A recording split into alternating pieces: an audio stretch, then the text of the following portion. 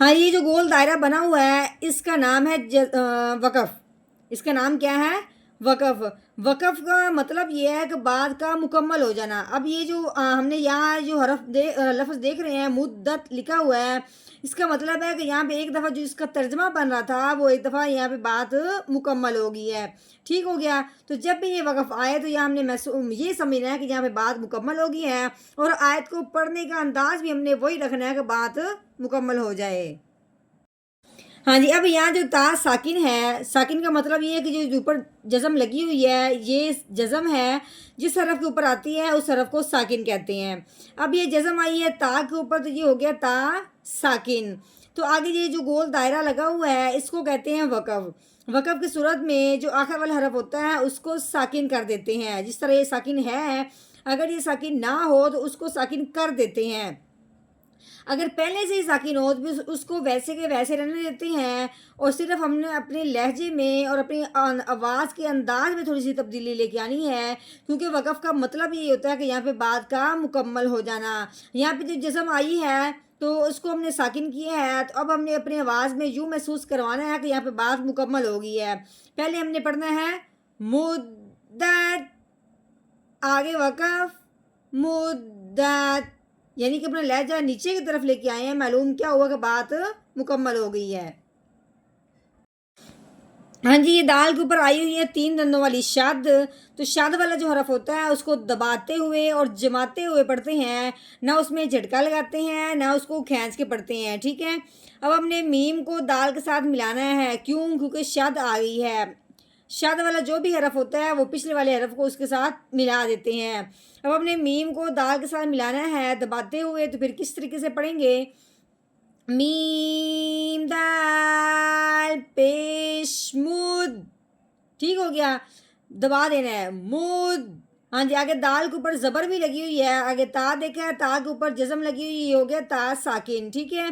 साकिन हरफ जहाँ भी आए वो पिछले वाले को उसके साथ मिला देते हैं। ठीक है? अब हमने दाल को ता के साथ मिलाना है। दाल ता ज़बरदस्त मुद्दत। ठीक हो गया? इस तरीके से हमने इसको अदा करना है। दाल को दबाना है, उसके बाद दाल को आगे ता के साथ भी मिलाना है। नहमदुहु व नसल्ली अला रसूलिहिल करीम अम्मा बाद फ़अऊज़ु बिल्लाहि मिनश शैतानिर रजीम बिस्मिल्लाहिर रहमानिर रहीम। अस्सलामु अलैकुम व रहमतुल्लाहि व बरकातुहू। उम्मीद है आप सब खैरियत से होंगे। इंशाल्लाह जहाँ होंगे ईमान और सेहत की नेमत से माला माल होंगे। हाँ जी, तो आगाज़ करते हैं हम अपने आज के सबक का दुआओं के साथ। तो चलिए शुरू करते हैं। अल्लाहुम्मा सल्ली अला सय्यिदिना व मौलाना मुहम्मदिन व अला आलि सय्यिदिना व मौलाना मुहम्मदिन व बारिक व सल्लिम। रब्बि इश्रह ली सदरी व यस्सिर ली अमरी वहलुल उक़दतम मिन लिसानी यफ़क़हू क़ौली। Rabbi ज़िदना इल्मा, rabbi ज़िदना इल्मा, rabbi ज़िदना इल्मा। अऊज़ु बिल्लाहि मिनश शैतानिर रजीम। बिस्मिल्लाहिर रहमानिर रहीम। वाव है, वाव के ऊपर ज़बर लगी हुई है। आगे ये अलिफ है, अलिफ के नीचे ज़ेर लगी हुई है। अलिफ के ऊपर ज़बर ज़ेर पेश आए तो उस अलिफ को हमज़ा कहते हैं। अब इस अलिफ के नीचे ज़ेर आने की वजह से इस अलिफ को हमने हमज़ा कहना है। ठीक है? तो कैसे पढ़ेंगे? वाव ज़बर वा, हमज़ा ज़ेर ई, वाई। हाँ जी, ये राल है, राल के ऊपर लगी हुई है ज़बर। ठीक है? आगे ये अलिफ है, आगे ये भी अलिफ है। ये दोनों अलिफ पढ़ने में नहीं आएंगे, सिर्फ लिखने में आएंगे। ठीक है? आगे ये अलिफ लाम है, लाम के ऊपर लगी हुई है जज़म, तो ये हो गया लाम साकिन। ठीक हो गया? साकिन हरफ पिछले वाले को अपने साथ मिलाता है। अब साकिन हरफ लाम है, उससे पिछले राल है जिसको हमने पढ़ना है, तो राल को अब हमने लाम साकिन के साथ मिलाना है। तो कैसे पढ़ेंगे? रा लाम ज़बर रल वाइदल। हाँ जी, आगे ये अलिफ है, अलिफ के ऊपर ज़बर आ गई है। अभी हमने क्या कहा था कि अलिफ के ऊपर ज़बर ज़ेर पेश आए तो उस अलिफ को अलिफ नहीं पढ़ते, उस अलिफ को हमज़ा पढ़ते हैं। इसी तरह इस अलिफ के ऊपर ज़बर आने की वजह से अलिफ क्या बन गया? हमज़ा बन गया। आगे ये रॉ है, रॉ के ऊपर लगी हुई है जज़म, तो ये हो गया रॉ साकिन। ठीक है, रॉ साकिन है। अभी हमने क्या कहा था कि साकिन हरफ जो होता है वो पिछले वाले को अपने साथ मिलाता है। अब रॉ साकिन है, जिससे पीछे हमज़ा है, तब हमने हमज़ा को रॉ के साथ मिलाना है, रॉ को पुर करते हुए, मोटा करते हुए। कैसे? हमज़ा रॉ ज़बर आओ, कैसे? आओ। हाँ जी, आगे ये ज़ौद है, ज़ौद के ऊपर लगी हुई है पेश। ठीक है, ज़ौद पेश रू, आरू, वाइज़ल आरू। हाँ जी, रॉ भी पुर पढ़ेंगे, ज़ौद को नरमी के साथ पढ़ते हुए इसको भी पुर करके पढ़ेंगे। हाँ जी, आगे ये मीम है, मीम के ऊपर लगी हुई है पेश। ठीक है, आगे ये दाल, दाल के ऊपर 3 दंदों वाली शाद लगी हुई है।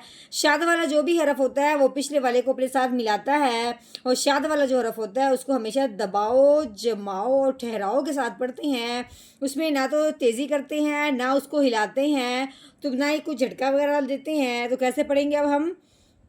मीम दाल पेश मुद, इसको हमने दबा दिया, मुद। हाँ, ये दाल के ऊपर अब ज़बर भी लगी हुई है, इसको आगे देखते हैं। तो आगे ये ता है, ता के ऊपर लगी हुई जज़म, तो ये हो गया ता साकिन। ठीक हो गया। अब ता साकिन है, तो अब हमने पिछले वाले दाल को ता साकिन के साथ मिलाना है। तो कैसे मिलाएंगे? दाल ता ज़बरदस्त मुद्दत। ठीक हो गया। हाँ, ये आगे ये गोल दायरा है, ये वक़फ़ है। वक़फ़ की सूरत में जो वक़फ़ के साथ वाला हरफ होता है उसको इस तरह साकिन कर देते हैं अगर वो साकिन ना हो। लेकिन यहाँ तो ता पहले से ही साकिन है, इसको हमने वैसे के वैसे रहने देते हैं। सिर्फ हमने अपना लहजा नीचे को लेके आना है, जिससे हमें ये मालूम हो जाए, दूसरों को, सुनने वालों को भी मालूम हो जाए कि यहाँ बात मुकम्मल हो गई है। पहले हमने पढ़ना है मुद्दत, आगे वक़फ़, मुद्दत, मुद्दत। हाँ जी, इस मुकम्मल आयत का अब हमने किया है तोड़, अब हमने करना है मुकम्मल जोड़, वो भी रवानगी के साथ पढ़ते हैं। तो चलिए शुरू करते हैं। अऊज़ु बिल्लाहि मिनश शैतानिर रजीम। सूरतुल इंशिक़ाक़ मक्किय्यह। बिस्मिल्लाहिर्रहमानिर्रहीम। वइज़ल अर्ज़ु मुद्दत, वइज़ल अर्ज़ु मुद्दत, मुद्दत।